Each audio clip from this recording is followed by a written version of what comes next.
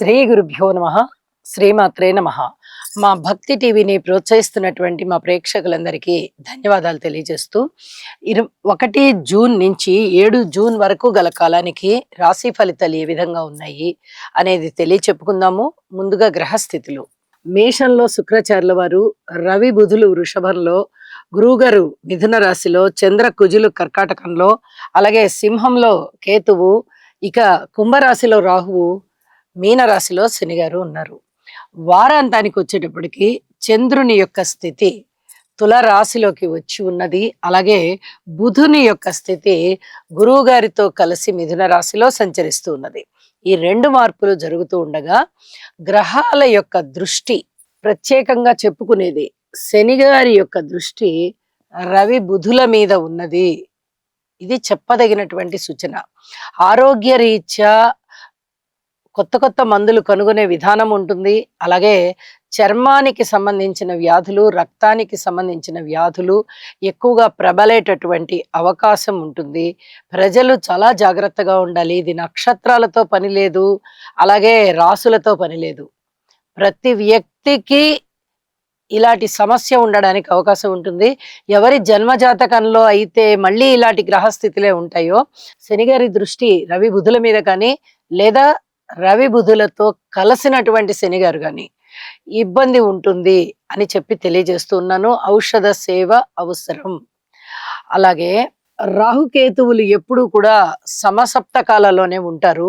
అయితే రాహుకేతువుల మధ్య మాత్రమే అపసవ్య దిశలో గ్రహాలన్నీ ఉన్నాయి. ఇది కాలసర్ప దోషం అని చెప్తాము.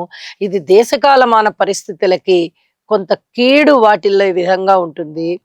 ప్రతి వ్యక్తి కూడా దైవారాధన చేయడం చాలా చాలా మంచిది. ఇది చెప్పదగినటువంటి సూచనగా తెలియచేస్తూ ఉన్నాను. ఇక మిగతా దృష్టుల విషయానికి వస్తే, కుజుని యొక్క అష్టమ దృష్టి రాహు గారి మీద ఉంది. ఇది సర్పదోషానికి సంబంధించింది కాబట్టి, సర్పదోష గ్రహాలు అవి 2 సర్పగ్రహాలు కాబట్టి ప్రజలందరూ కూడా కొంత అప్రమత్తంగా ఉండండి ఆరోగ్య విషయంలో. ఇది చాలా చాలా చెప్పదగినటువంటి సూచనగా తెలియజేస్తూ ఉన్నాను. ఇక వారాంతంలోకి వెళ్ళేటప్పటికి గురువు గారి యొక్క దృష్టి చంద్రుడి మీద పంచమ దృష్టి ఉన్నది.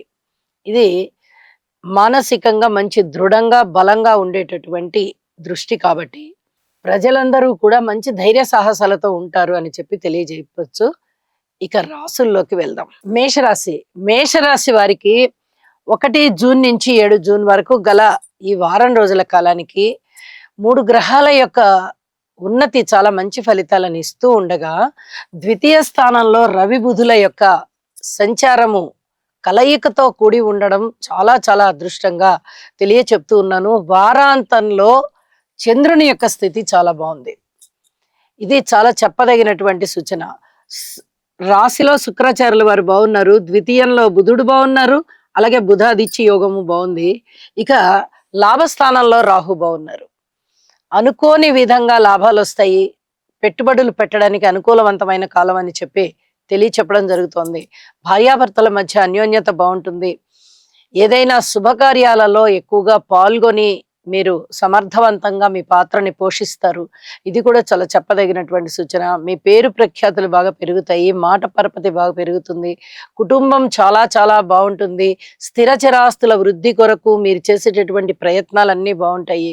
మాతృవర్గ రీత్యా కూడా బాగుంటుంది. ఇన్నాళ్ళు అనారోగ్యంతో ఉన్న మాతృవర్గం ఎవరన్నా ఉన్నట్లయితే మేషరాశి వారికి చాలా వరకు అనారోగ్య లక్షణాలు తగ్గిపోయి ఆరోగ్యవంతులు అవుతారు అని కూడా తెలియచెప్తూ ఉన్నాను. ఇక సంతాన రీత్యా మటుకు ఓర్పు కలిగి ఉండవలసినటువంటి పరిస్థితి ఉంది. రుణభారాల విషయంలో ఇంకా అంత పూర్తి అనుకూలంగా లేదు. అంటే పాత రుణాలు కొంచెం తీర్చగలుగుతారు, కానీ కొత్తగా మళ్ళీ రుణాలు చేస్తారు. ఇది కొంచెం చెప్పదగినటువంటి సూచన. వారాంతంలో మటుకు చంద్రుని యొక్క సప్తమ స్థాన సంచారం పూర్తి అనుకూలతలకి దారితీస్తూ కళలలో, ఫైన్ ఆర్ట్స్, ఈ కళలలో మీరు బాగా ప్రతిభావంతంగా రాణిస్తారు అనేది సూచిస్తోంది. కళలకి సంబంధించి ఆ కళా ప్రదర్శనలు కానీ, లేదా కళా పోషణ చేయడం కానీ, కళారాధన చేయడం కానీ, ఇవన్నీ కూడా చాలా చాలా మానసికమైనటువంటి ప్రశాంతతకి దారి తీస్తున్నాయి అని చెప్పి తెలియచేయడం జరుగుతోంది. ఇప్పటి వరకు మొండి బాకీలు ఏవైతే ఉన్నాయో వాటన్నిటినీ కూడా మీరు సమర్థవంతంగా వసూలు చేసుకోగలుగుతారు. ఇవి చెప్పదగ్గ సూచన. కార్మికులు, కర్షకులు, నేత పని వారు, చేతి వృత్తుల వారు ఇత్యాది వారందరికీ చాలా బాగుంది. అలాగే రాజకీయ నాయకుల విషయంలో కూడా చాలా బాగుందనే చెప్పాలి. విద్యార్థుల విషయంలో మీ కృషిని ఇంకా కొంచెం పెంచండి. ఇది చెప్పదగినటువంటి సూచనగా తెలియజేస్తూ ఉన్నాను.